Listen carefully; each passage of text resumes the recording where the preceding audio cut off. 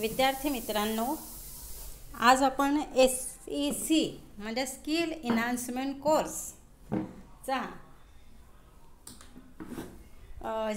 Skill एनहान्समेंटच्या पहिल्या प्रकरणाला सुरुवात करत आहोत। तर या प्रकरणाचं नाव आहे आधुनिक बँकिंग आणि कार्यपद्धतीचा परिचय। आधुनिक बँकिंग आणि कार्यपद्धतीचा परिचय असं ह्या पहिल्या प्रकरणाचं नाव आहे। या प्रकरणामध्ये आपल्याला मॉडर्न बँकिंगचा विचार करायचा आहे आणि त्यातील पहिला मुद्दा म्हणजेच बँकांची उत्क्रांती आणि विकास या मुद्द्याचा आपल्याला विचार करायचा आहे। तर आपण या आजच्या पिरियडला फक्त बँकांच्या उत्क्रांतीचा विचार करणार आहोत, कारण विकास या मुद्द्याकडे लक्ष द्यायला आपल्याला वेळ कमी पडणार आहे आणि म्हणून पुढच्या पिरियडला आपण बँकांच्या विकासाचा विचार करूया। तर बँकांच्या उत्क्रांतीमध्ये बँकांची स्थापना कशी झाली, त्यात मग वेगवेगळे बदल कसे झाले, स्वातंत्र्यपूर्व काळात, स्वातंत्र्योत्तर काळात, नंतर आर्थिक सुधारणेचा स्वीकार केल्यानंतर या सर्व गोष्टींचा आपण या मुद्द्यामध्ये म्हणजेच बँकांची उत्क्रांती या मुद्द्यामध्ये सविस्तर अभ्यास करणार आहोत।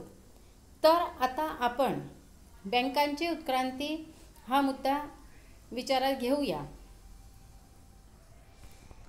तर बँकिंग क्षेत्र हे देशाच्या अर्थव्यवस्थेचा आणि आर्थिक विकासाचा फार मोठा आधारस्तंभ असतो।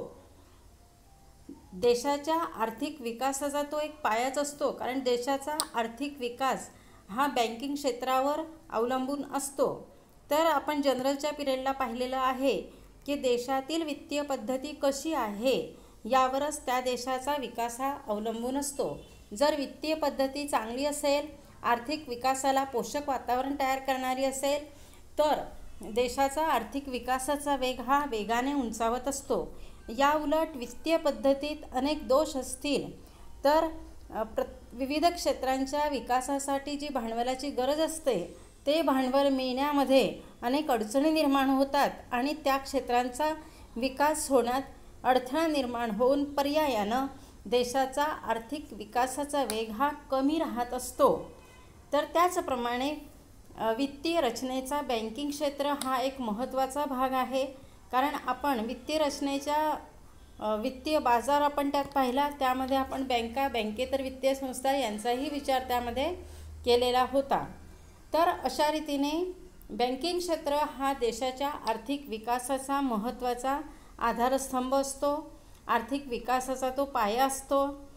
जवळजवळ देशातील आर्थिक क्षेत्रातील 70% पेक्षाही अधिक रक्कम ही बँकिंग क्षेत्रातून येत असते।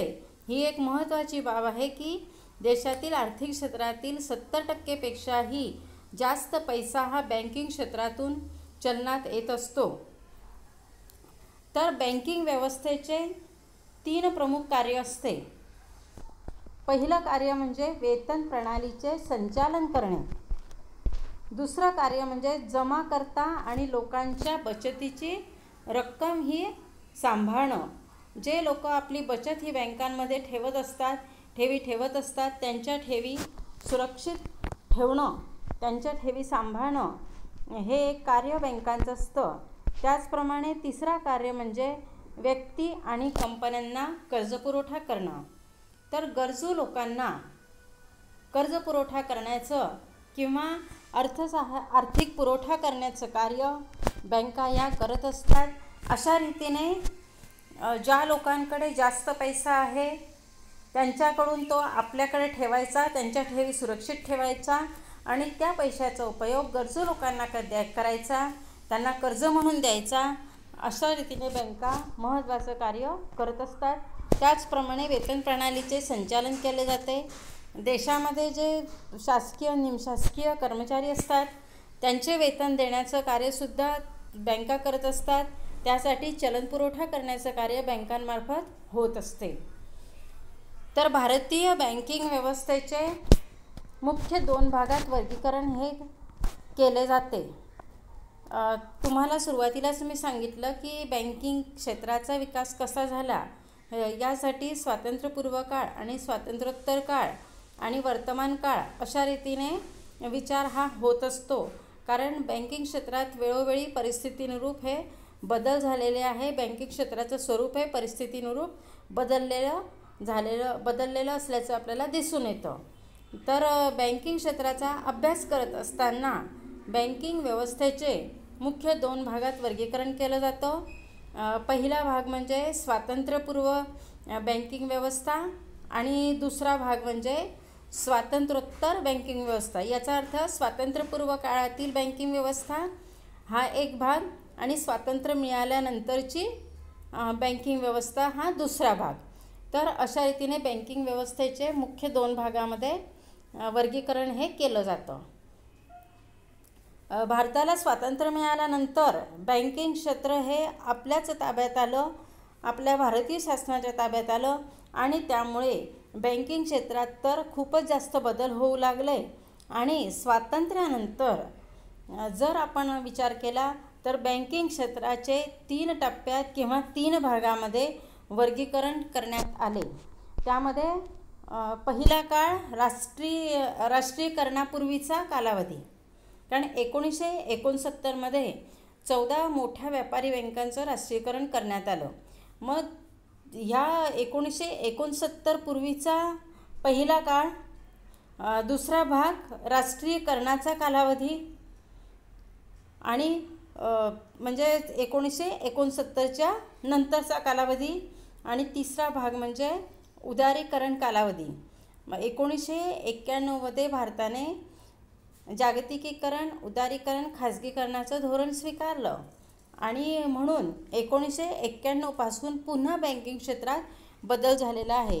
तर अशा रीतीने बँकिंग व्यवस्थेमध्ये परिस्थितीनुरूप बदल झाला आणि बँकिंग व्यवस्थेचा अभ्यास करण्यासाठी त्या बदलानुसार वेगवेगळे भागे पाडण्यात आले. पहिला भाग राष्ट्रीयकरणापूर्वीचा, दुसरा भाग राष्ट्रीयकरणानंतरचा आणि तिसरा भाग हा उदारीकरणानंतरचा.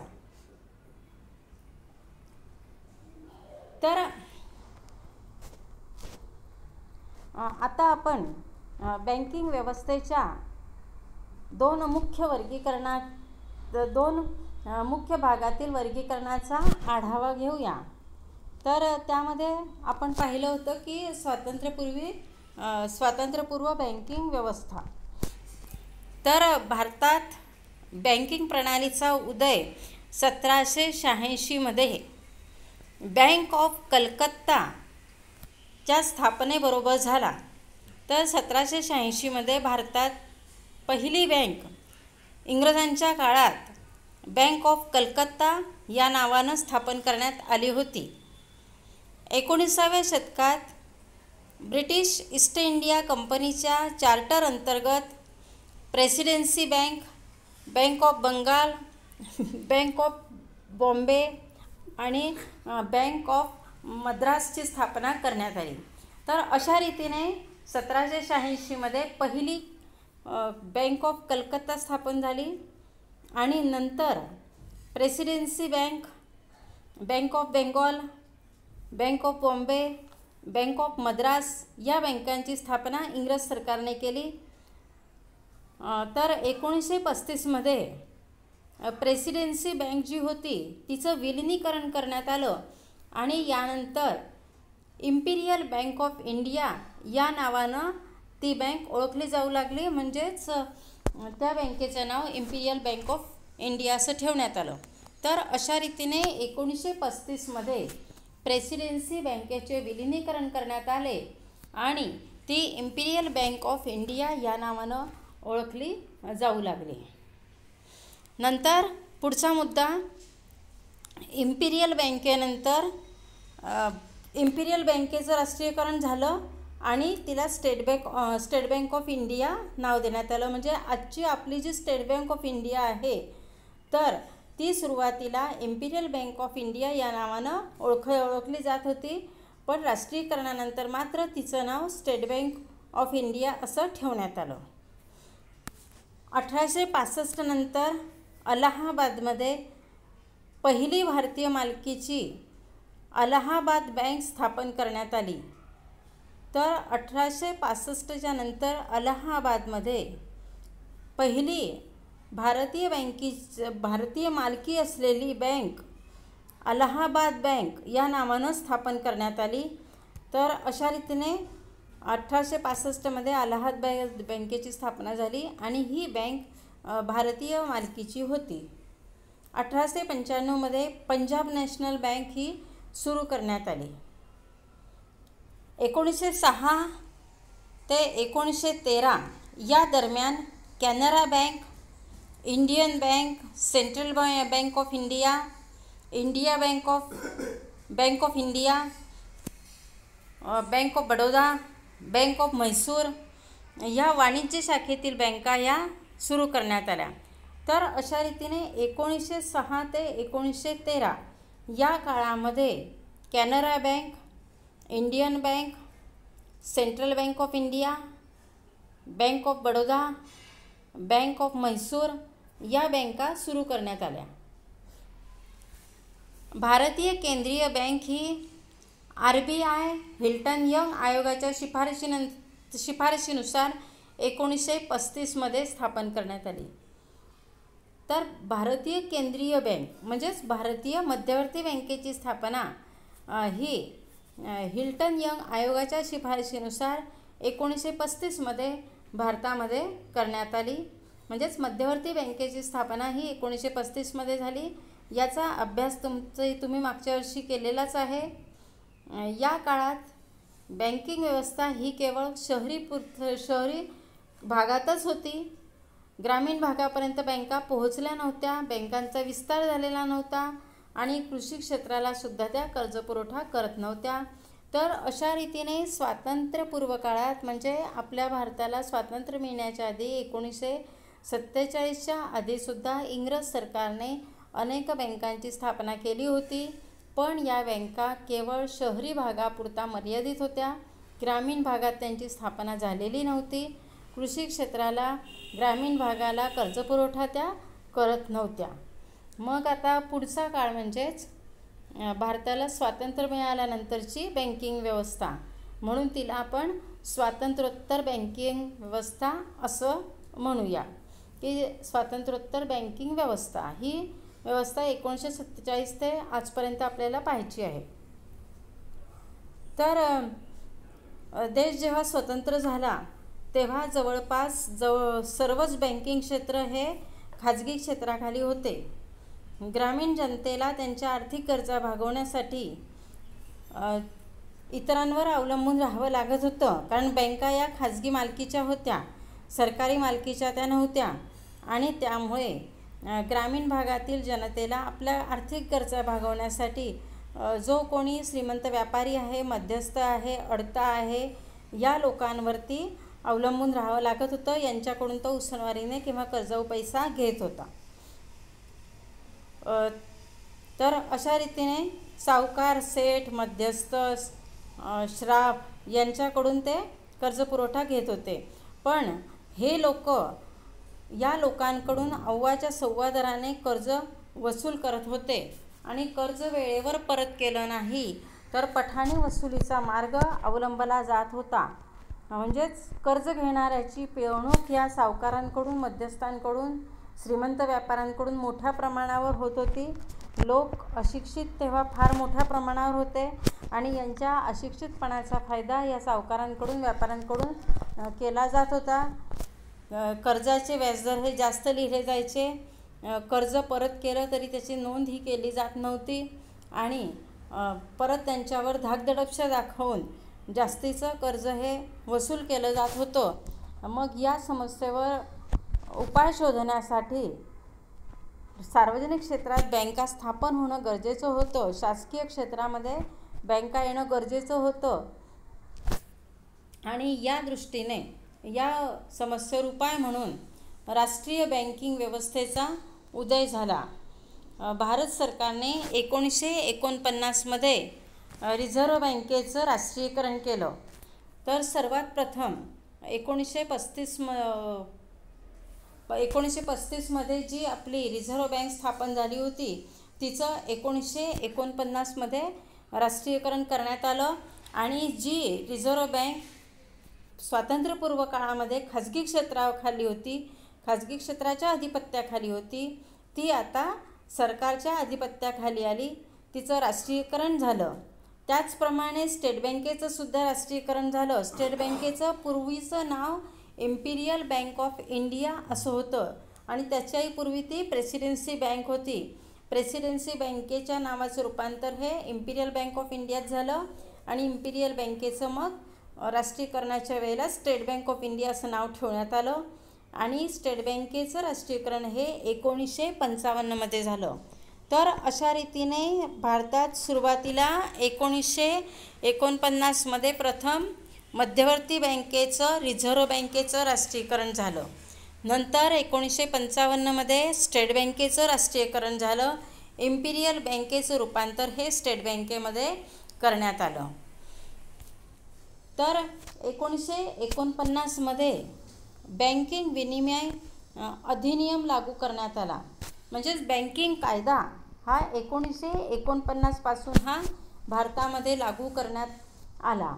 तर अशा रीतीने काही बँकांचं राष्ट्रीयकरण झालं, मध्यवर्ती बँकेचं राष्ट्रीयकरण झालं, स्टेट बँकेचं राष्ट्रीयकरण झालं आणि 1949मध्ये बँकिंग नियमन कायदासुद्धा भारतामध्ये लागू करण्यात आला. तर आता आपल्याला पुढच्या मुद्द्याचा विचार करायचा आहे. आपण स्वातंत्र्यपूर्व काळाचा विचार केला, स्वातंत्र्योत्तर काळाचा विचार केला, त्यामध्ये राष्ट्रीयकरणाचा आता विचार करत आहोत. तर आपल्याला राष्ट्रीयकरणाचा कालावधी हा 1969 ते 1991 इथपर्यंतचा विचार आता ह्या मुद्द्यामध्ये करायचा आहे.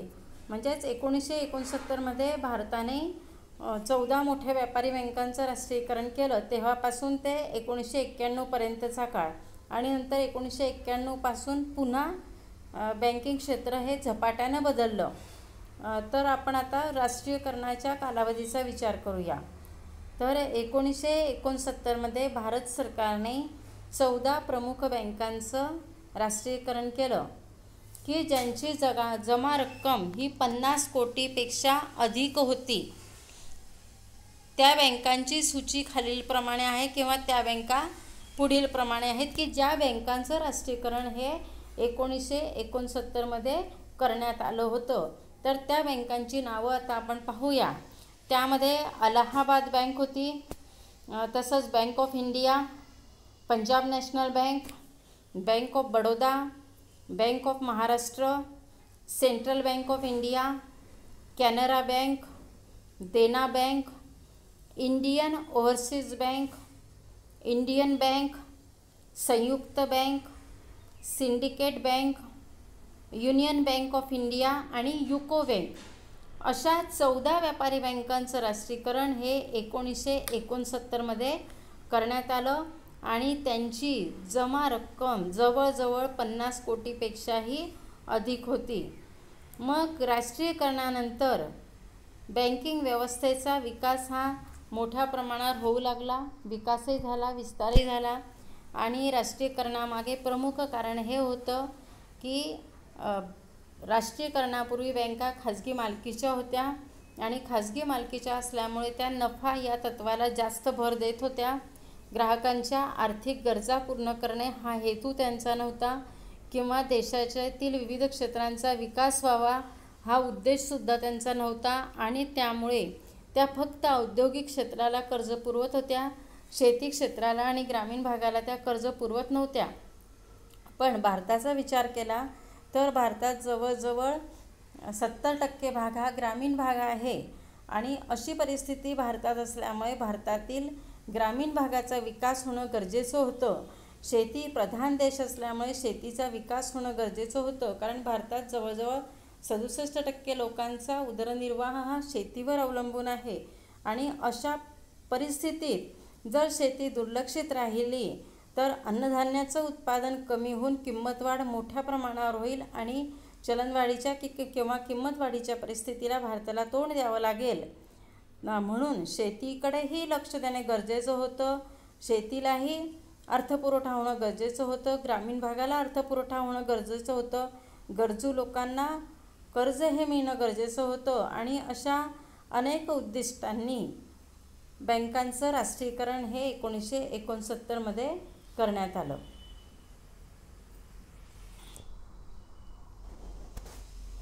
तर समाजातील ग्रामीण, कृषी आणि गरीब जनतेपासून बँकिंग व्यवस्था ही बरीच अशी दूर होती, कारण ग्रामीण भागातसुद्धा बँका स्थापन झाल्या नव्हत्या.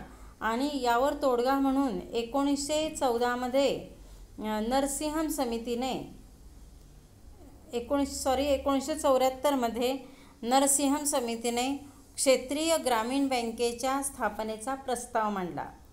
तर अशा रीतीने 1974मध्ये बँकिंग क्षेत्रात सुधारणा करण्यासाठी जी नरसिंहम समिती स्थापन केली होती, तर ह्या नरसिंहम समितीने क्षेत्रीय ग्रामीण बँकांची स्थापना करण्यात यावी असा प्रस्ताव हा मांडला होता.